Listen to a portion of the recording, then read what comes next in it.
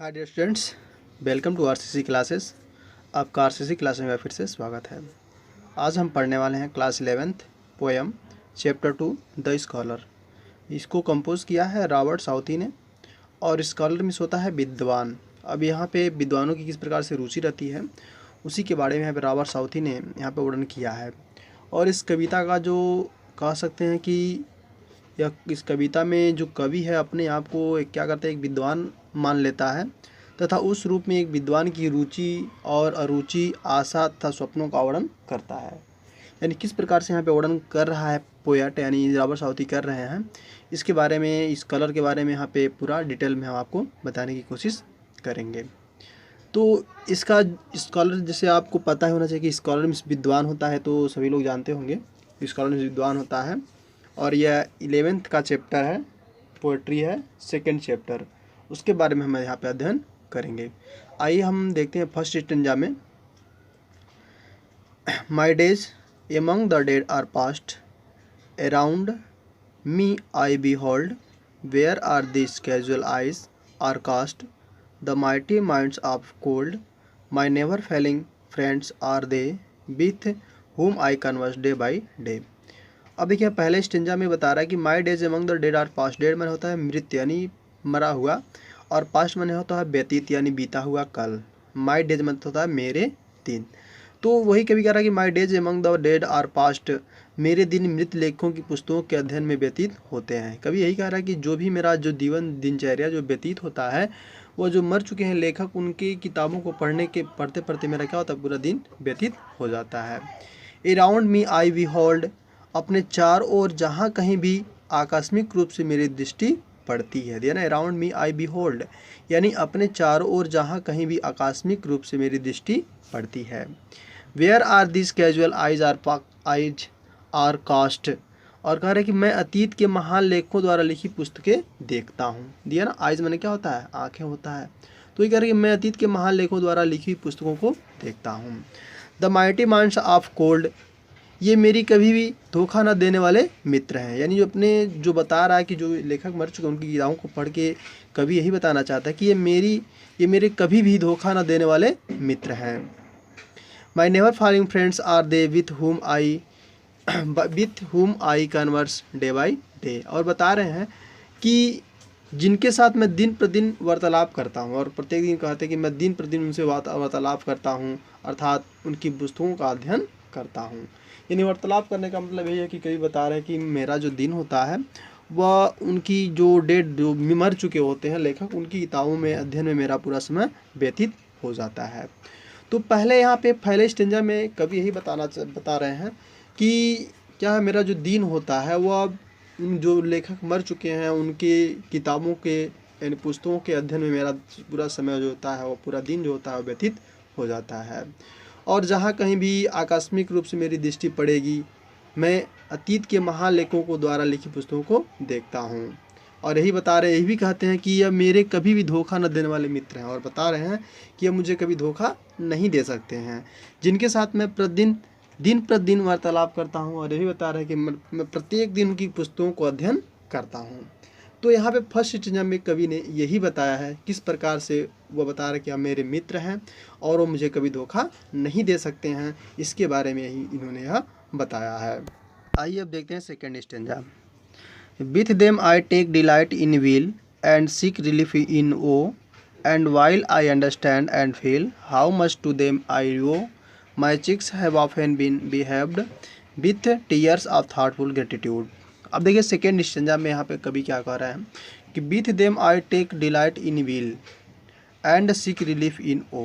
कह रहा है कि उसमें मैं सुख में आनंद प्राप्त करता हूँ। और कह रहा है कि किताबों यानी मृत जो लेखक हो चुके हैं, मर चुके हैं, उनकी किताबों को पढ़कर यहाँ पे लेखक यानी कवि जो है वह बता रहे हैं कि with them I take delight in weal and seek relief in woe, उनसे मैं सुख में आनंद प्राप्त करता हूँ तथा दुख में सांत्वना पाता हूँ। यानी वही कह रहे हैं कि अगर सुख यानी जब खुशी रहता हूँ तो उसमें क्या होता है, मुझे आनंद प्राप्त होता है, और दुख में क्या होता है, उनको पढ़ने से मेरे क्या सांत्वना मेरे अंदर उत्पन्न हो जाती है, सांत्वना प्राप्त कर लेता हूँ। And while I understand and feel how much to them I owe. और कह रहे हैं कि जब मैं समझता हूँ, दिया ना, I and while I understand and feel how much to them I owe. और आगे बता रहे हैं कि जब मैं समझता हूँ तथा महसूस करता हूँ, दिया ना, फील माने क्या होता है महसूस करना, अंडरस्टैंड माने क्या होता है समझना।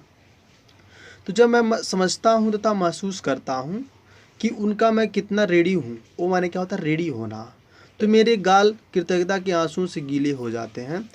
ठीक है, यानी बता रहे हैं कि and while I understand and feel वो how much to them I owe. तो वही कह रहे कि जब मैं समझता हूँ तथा महसूस करता हूँ कि उनका मैं कितना रेडी हूँ, तो मेरे गाल जो होते हैं वह कृतज्ञता के आंसुओं से गीले हो जाते हैं। My cheeks have often been behaved with tears of thoughtful gratitude, ही बता रहे हैं कि गीले हो जाते हैं, अर्थात विद्वान लेखकों तथा उनकी रचनाओं के प्रति अत्यधिक कृतज्ञता अनुभव करता हूँ। यानी कह रहे हैं, यानी कवि जो यही कह रहे हैं कि किस प्रकार से मैं उनकी किताबों को पढ़ता हूँ, तो क्या होता है कि जब वहाँ पे कुछ ऐसे पल आते हैं कि मैं उसे सुखी का आनंद प्राप्त करता हूँ, और कुछ ऐसे भी पल उसमें आएंगे कि दुख में सांत्वना मुझे प्राप्त हो जाती है। और ये भी कहता है कि मैं जब समझता हूँ महसूस करता हूँ कि उनका मैं कितना रेडी हूँ, या रेडी मतलब क्या होता है कर्जदार हो जाना, तो मेरे गाल यानी माई चिक्स, दिया ना, my cheeks have often been behaved, वह कह रहे हैं कि मेरे जो गाल हैं कृतज्ञता के आंसुओं से गीले हो जाते हैं, अर्थात विद्वान लेखों की उनकी रचनाओं के प्रति अत्यधिक कृतज्ञता अनुभव करता हूँ। यानी यहाँ पे सेकेंड स्टेंजा में कवि ने ही बताया है। अब आइए हम चलते हैं सीधे तीसरे स्टेंजा पे, देखते हैं कवि क्या कह रहे हैं। तीसरा स्टेंजा हमारा है, my thought are with the dead, with them I live the long past years, their virtues love, their faults condemned, protect their hopes and fear, and from their lesson seek and find instruction with an humble mind।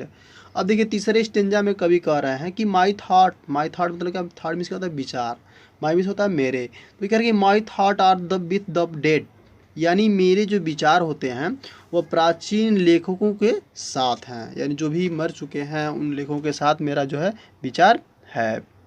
With them I live a long past years, their वैशु love, their faults condemned, और आगे कह रहे हैं कि तथा मैं उनके साथ अतीत के लंबे समय में रहता हूँ, यानी ना, with them I live in long past year, long past year मतलब लंबे समय तक, ठीक है, उनके अतीत के साथ क्या है तो लंबे समय में तक मैं रहता हूँ। दियर वैशु लव, उनके गुणों को प्रेम करता हूँ, वैशु माने क्या होता है गुण होता है, लव माने क्या होता है प्रेम, तो कवि यही कह रहे हैं कि उनके जो भी गुण हैं उनके गुणों को मैं क्या बहुत ही प्रेम करता हूँ। लव दियर फॉल्ट्स कंडेम्ड, उनके दोषों की आलोचना करता हूँ, उनसे प्रेम भी करता हूँ और उनके जो भी दोष होते हैं ना उनकी आलोचना भी मैं करता हूँ। Protect their hopes and fear, यानी उनकी आशाओं तथा भयों में भाग लेता हूँ। प्रोटेक्ट माने क्या होता है प्रोटेक्ट माने होता है भाग लेना, तो वही कह रहे हैं कि उनकी आशाओं तथा भयों में भाग लेता हूँ। And from their lesson seek and find instruction with an humble mind, और कहना है कि उनकी शिक्षाओं से विनम्रता के साथ निर्देश ग्रहण करता हूँ। यानी का लेसन में क्या होता है जो भी उनकी शिक्षाएं होती हैं, सीक एंड फाइंड इंस्ट्रक्शन, ठीक है, उनकी जो भी विनम्रता होती है, इंस्ट्रक्शन में क्या होता है निर्देश होता है, उनको क्या करता हूँ मैं बहुत ही प्रेम भाव से क्या करता हूँ उसको ग्रहण करता हूँ। तो तीसरे स्टेंजा में कवि ने ही बताया है जो यहाँ पे आपको बताया गया। अब आइए हम चलते हैं सीधे चौथे स्टेंजा पे। हमारा चौथा स्टेंजा है कि my hopes are with the dead are anon, my place with them will be, and I with them shall travel on through all futurity, at living there a name I trust that will not perish in the dust. अब देखिए अंतिम जो stanza है, तो कि my hopes यानी मेरी जो आशाएं, होप्स माने क्या होता है उम्मीद करना या आशा होना, ठीक है, आशा, तो यहाँ पे ये my hopes are with the dead, कह रहे हैं कि मेरी आशाएं प्राचीन लेखकों के साथ हैं। अभी देखिए ये भी लेखक में प्रशंसा कर रहे हैं कि जो भी लेखक हो चुके हैं, बीत चुके हैं, उनकी मृत्यु हो चुकी है, उनको ही कह रहे हैं कि मेरी आशाएं प्राचीन लेखकों के साथ है। And on my place with them will B, और शीघ्र ही मृत्यु के पश्चात मेरा स्थान उनके साथ होगा। और ये भी कह रहा है कि जो मर चुके हैं, जो लेखक मर चुके हैं, मेरा भी क्या होगा उनके साथ ही, मेरा भी स्थान उनके साथ ही हो जाएगा। And I with them shall travel on through all futurity, और कह रहे हैं कि संपूर्ण भविष्य में फ्यूचरिटी माने क्या होता है, फ्यूचरिटी, यहाँ पे ये फ्यूटूटी नहीं है, ये फ्यूचरिटी है। फ्यूचरिटी माने क्या होता है, भविष्य होता है। तो वही कह रहे कि and I with them shall travel on through all futurity. तो वही कह रहे कि संपूर्ण भविष्य में मैं उनके साथ अपने दिन बिता दूंगा। और ये भी लेखक कह रहे हैं कि मेरा जो मैं मर जाऊंगा तो उसके ऊपर जो भी मेरा भविष्य है, मेरा जो जीवन है, उनके साथ ही क्या करूंगा, मैं पूरा जीवन व्यतीत कर दूंगा। Yet living here a name I trust, कह रहे कि मैं यहाँ महान लेखकों की भांति अपना नाम छोड़ जाऊंगा। और ये भी कह रहे कि अपने आप को महान यानी विद्वान समझती रहे। तो वही कह रहे हैं कि मैं यहाँ महान लेखकों की भांति अपना नाम जो रहूँगा वह छोड़ जाऊँगा। That will not perish in the dust, और कह रहे हैं कि मुझे विश्वास है कि वह कभी भुलाया नहीं जाएगा। अब देखिए इसमें कवि जो हैं रॉबर्ट साउथी हैं, अपने आप को विद्वान ही मान लेते हैं और विद्वान मानते हैं, और जो भी प्राचीन लेखक होते हैं यानी जो मर चुके होते हैं उनके बारे में अध्ययन करते हैं और उनकी जो विचारधाराएं हैं उन्हीं के साथ इन्होंने रहना पसंद करते हैं।